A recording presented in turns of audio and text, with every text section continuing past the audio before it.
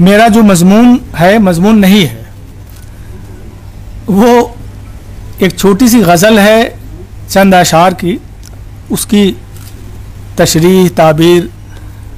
अलबत्ता उससे पहले ये अर्ज़ करना है कि अभी सिब्त हसन साहब ने जो मकाला पेश किया उसमें एक शेर बहुत मशहूर है, वो सुन तो सही जहाँ में है तेरा फसाना क्या। अब उसकी जिस तरह से उन्होंने शरह पेश की, जो ताबीर पेश की, तो ज़रा सा मुझे तरद्दुद हुआ। ज़ाहिर है कि अब इतनी शेक़ें और इतनी परतें मुझे समझ में नहीं आती। मैंने अच्छा आपने एक इस्तेमाल भी किया था इल्म शरियात के हवाले से, हर्मेन्यूटिक्स के हवाले से। उर्दू में ज़ाहिर है कि इस हवाले से काम कम हुआ है, बल्कि रीडिंग प्रोसेस पे तो हमारे यहाँ काम ही नहीं हुआ है।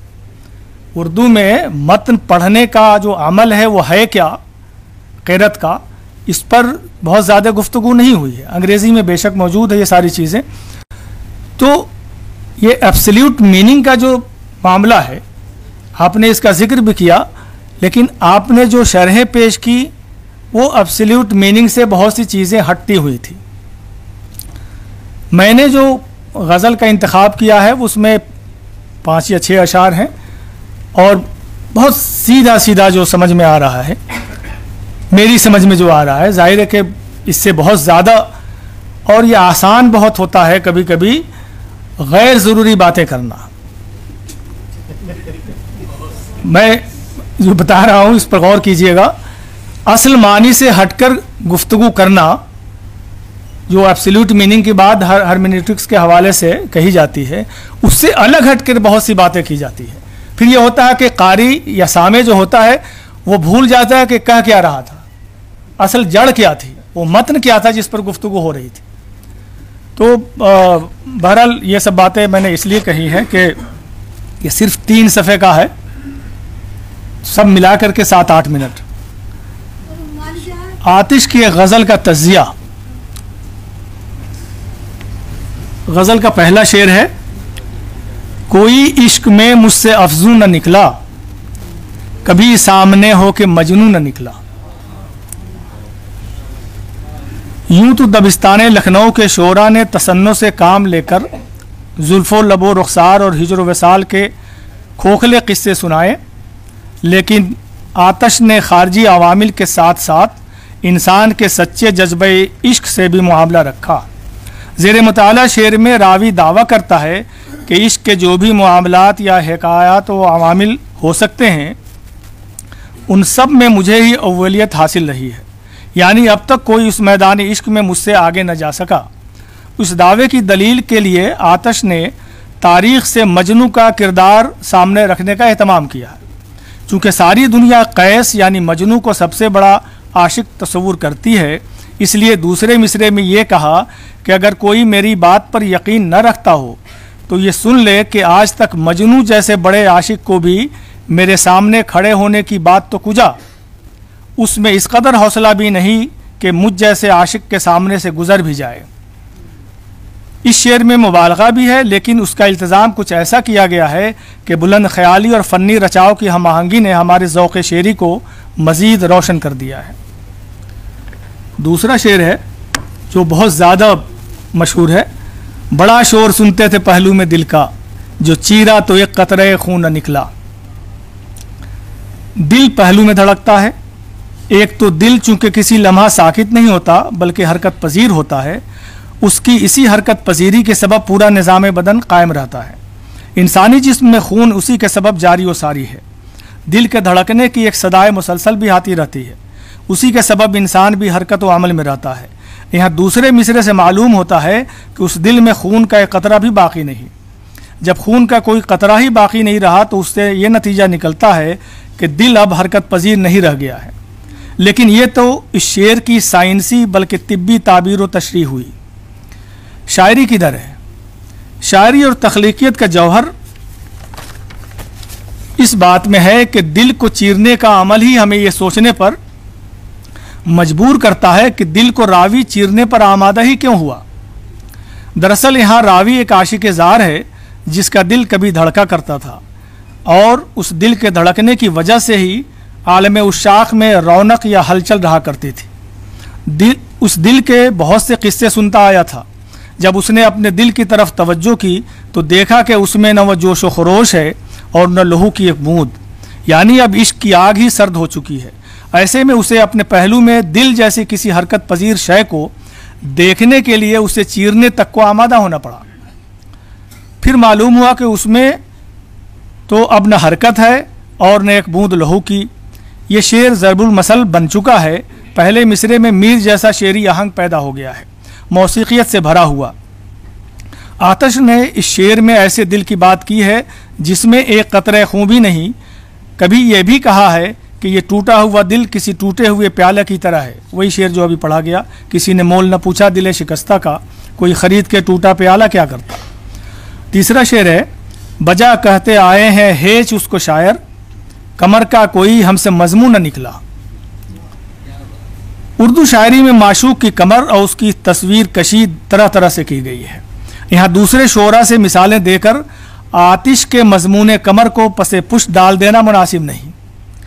खुद आतिश ने पहले मिसरे में इशारा दे दिया है कि शोरा ने उसे हेज कहा है, तो ठीक ही कहा है। जब हेज कहते हैं तो उस शय की हैसियत या तो मादूम हो जाती है या कम हो जाती है। हेज से मुराद यहाँ नापैद होना भी हो सकता है, यानी जिसका वजूद मशकूक हो। दूसरे मिसरे में ज़बान की सफाई के साथ ये कहा कि चूंकि कमर का वजूद तकरीबन नापैद है, इसलिए उसका बतौर मजमून के मेरी तख्लीक का हिस्सा बन पाना मुश्किल है। उसकी ज़ेरी सतह में एक तरह की शोखी भी है, लेकिन उस शोखी में सच्ची सरखुशी है कि पहले मिसरे में आतिश ने कमर के हेज या नापैद या नामौजूद होने की बात अपने से माकबल शोरा के हवाले से कह दी है। माशूक के महूम कमर के हवाले से मुतअद्दिद अशार मिलते हैं, लेकिन यहाँ कमर का किसी भी तरह आतिश के लिए मजमून बनकर शेर के कालिब में नहीं ढलने वाली बात खूबसूरत मुबालगे की तख्लीकी शान के साथ जलवागर हुई है। गरचे ये रंग दबिस्तान लखनऊ के खारजियत वाले रंग को फजूंतर करता है, मगर उसमें फरसूदगी और फूहोपन के बजाय एक तरह की पुरकैफ लताफत पैदा हो गई है। इस खारजियत में महज लफ्ज़ी बाजीगरी या इहाम या ज़िला जुगत का खेल नहीं है। तख्लीकियत के इदराक ने आतिश की खारजियत को बहुत ज़्यादा बहकने से रोक लिया है। इसी को कहते हैं तखय्युल को लगाम देना। चौथा शेर है, हुआ कौन सा रोज़े रोशन न काला, कब अफ़साने जुल्फ़ शबगू न निकला।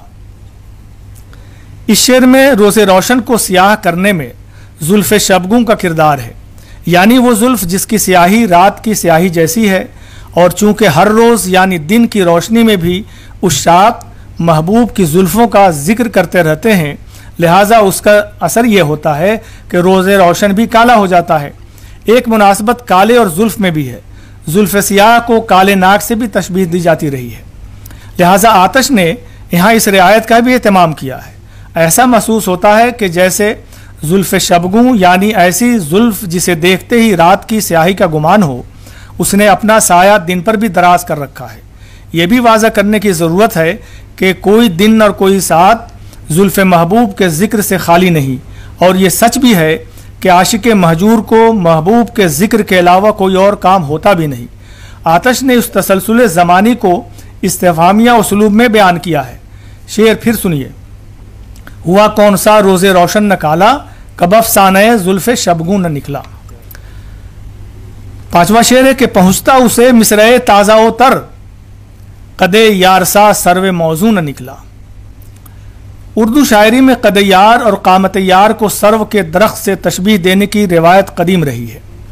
यहाँ तख्लीकियत इस बात में है कि शायरी में मिसरे के मौजू किए जाने को कदे यार की मौजूनियत के बराबर तस्वुर किया गया है, बल्कि इस बात की आरजू की गई है कि अगर महबूब के कदोकामत सी मौजूनियत पैदा हो जाती तो मिसरे में भी ताजगी पैदा हो जाती, यानी कद यार सर्व मौजू और सर्व मौजू गोया मौजू मिसरे ताज़ा व तर।